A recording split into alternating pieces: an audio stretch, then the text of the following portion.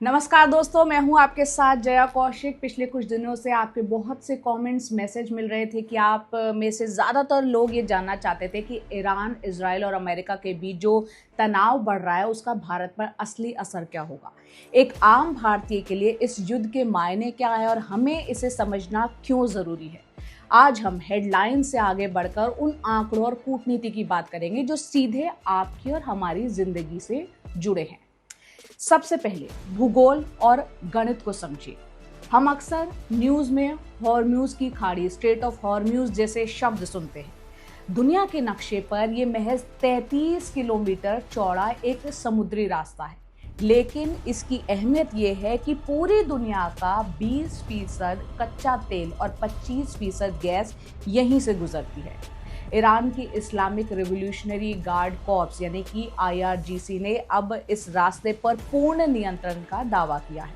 अब इसका सीधा असर आपकी जेब पर किस तरह से पड़ सकता है, समझिए।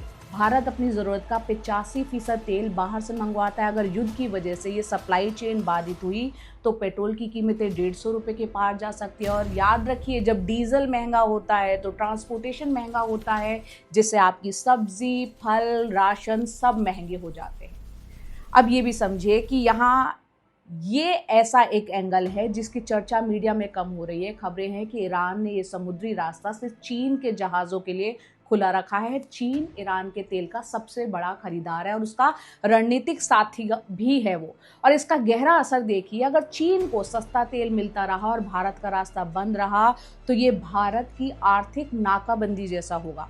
चीन की इंडस्ट्रीज को सस्ता ईंधन मिलेगा जबकि भारतीय उद्योगों की लागत जो है वो बढ़ जाएगी। नतीजा, ग्लोबल मार्केट में भारतीय सामान महंगा हो जाएगा और ये हमारी मेक इन इंडिया वाली जो मुहिम है उसको कहीं ना कहीं एक बड़ा झटका होगा। अब ये समझिए, इसी तनाव के बीच अमेरिकी राष्ट्रपति डोनाल्ड ट्रंप ने एक बड़ा बयान दिया है। उन्होंने कहा है कि अगर ज़रूरत पड़ी तो अमेरिकी नौसेना इन तेल के जहाज़ों को अपनी सुरक्षा में लेकर चलेगी। ट्रंप का साफ कहना है कि वो एनर्जी सप्लाई को रुकने नहीं देंगे, लेकिन यहाँ एक बड़ा जोखिम है। अगर अमेरिकी नेवी और ईरानी गार्ड्स के बीच सीधी मुठभेड़ होती है तो ये एक सीमित युद्ध से बढ़कर महायुद्ध में बदल सकता है। ऐसी स्थिति में समुद्र में जहाज़ों का बीमा इतना महंगा हो जाएगा कि तेल कंपनियों के लिए व्यापार करना एक तरह से नामुमकिन ही हो जाएगा, ये मान के चल लीजिए। सिर्फ पेट्रोल ही नहीं, एक और बड़ी चिंता है LPG यानी कि रसोई गैस। कच्चे तेल का तो भारत के पास कुछ हफ्तों का बैकअप है, लेकिन गैस का स्टॉक हमारे पास बहुत कम है। युद्ध अगर लंबा खिंचा तो सिलेंडर के दाम बढ़ना और उसकी किल्लत होना एक तरह से तय लग रहा है। यही बात खेती पर भी लागू होती है।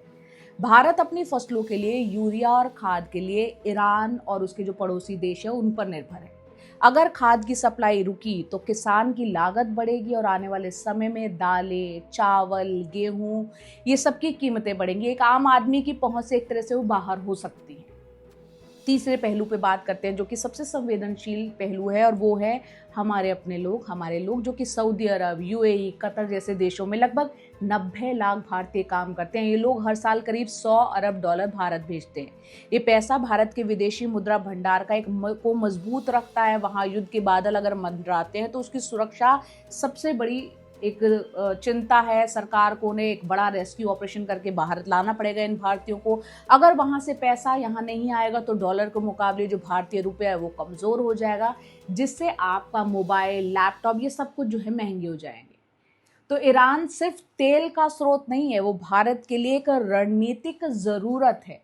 पाकिस्तान हमें ज़मीन के रास्ते अफगानिस्तान जाने नहीं देता, इसलिए भारत ने ईरान में चाबहार पोर्ट बनाया है। ये बंदरगाह भारत को सीधे रूस और यूरोप से जोड़ता है। अगर ईरान अस्थिर होता है तो भारत की अरबों रुपए की जो कनेक्टिविटी और मध्य एशिया तक पहुंचने का जो सपना है वो टूट जाएगा। इसलिए ईरान की स्थिरता भारत के दीर्घकालिक हितों के लिए, लॉन्ग टर्म बेनिफिट्स है, उसके लिए ज़रूरी है। ये डिफेंस और फॉरेन पॉलिसी के जो एक्सपर्ट हैं वो कहते हैं कि भारत के लिए स्थिति दो धारी तलवार पर चलने जैसी है।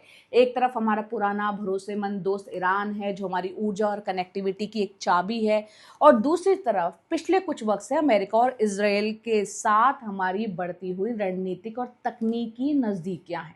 भारत के लिए चुनौती किसी एक को चुनने की नहीं, बल्कि अपने राष्ट्रीय हितों को बचाना, नेशनल इंटरेस्ट है उसको बचाना एक चुनौती है। उम्मीद है आपको ये पूरा विश्लेषण अब गहराई से समझ में आ गया होगा। ये वीडियो बनाने का मकसद ही यही था ताकि आप समझ सके कि 7 समंदर पार होने वाली जो हलचल इस वक्त चल रही है वहाँ कैसे हमारी थाली हमारे जेब तक पहुँचती है। आपको क्या लगता है इस युद्ध का भारत पर लॉन्ग टर्म इम्पैक्ट क्या हो सकता है? अपने कमेंट दीजिए और इस सीधी सच्ची सटीक रिपोर्टिंग के लिए मेरा साथ दीजिए, मेरे चैनल को सब्सक्राइब कीजिए और लाइक कीजिए। बहुत बहुत धन्यवाद। फिर मिलते हैं अगले वीडियो में।